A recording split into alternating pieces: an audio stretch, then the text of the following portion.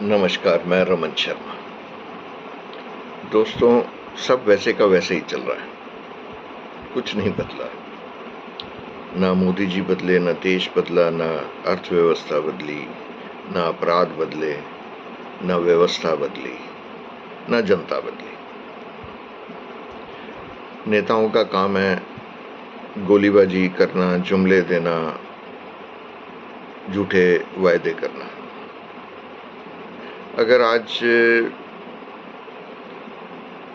1984 से लेके और 1991 से लेके 1996 और 1999 से लेके और 2001 और फिर 2001 से 2004 का समय और 2004 से 2014 का समय देखें और उन समयों की तुलना पिछले 11 वर्षों से करें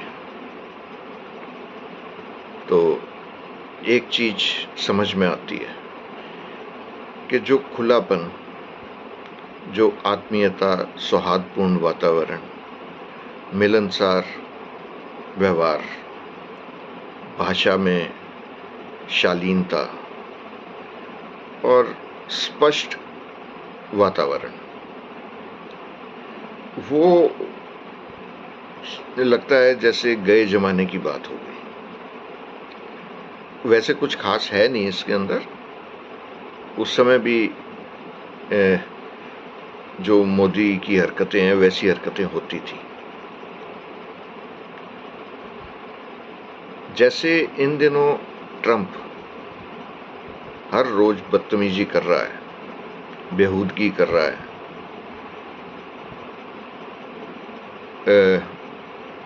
अनचाहे बयान दे रहा है, उस समय ऐसा नहीं होता था। अगर ऐसा कभी किसी ने किया तो उसे तुरंत जवाब दिया गया, वो फिर चाहे अमेरिका हो, चाहे चीन हो या और कोई भी देश हो। लेकिन बड़े ताज्जुब की बात है कि ट्रंप के इन बयानों पर मोदी जी खामोश बैठे हैं। वजह नहीं पता, किसी को भी नहीं पता, लेकिन वो खामोश बैठे हैं, ये सबको पता है।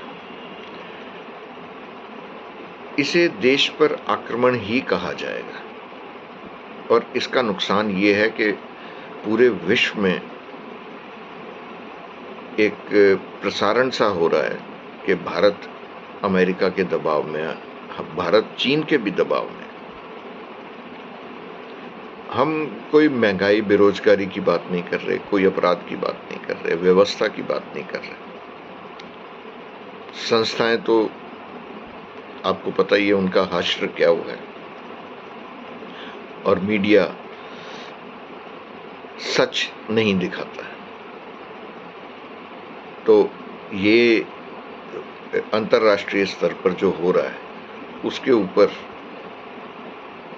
भारत के नागरिक सोशल मीडिया पे अपने जवाब देते हैं, लेकिन स्पष्ट जवाब देश का प्रधानमंत्री दे सकता है, जो दिया नहीं जा रहा। समझ से बाहर है, क्यों नहीं दिया जा रहा?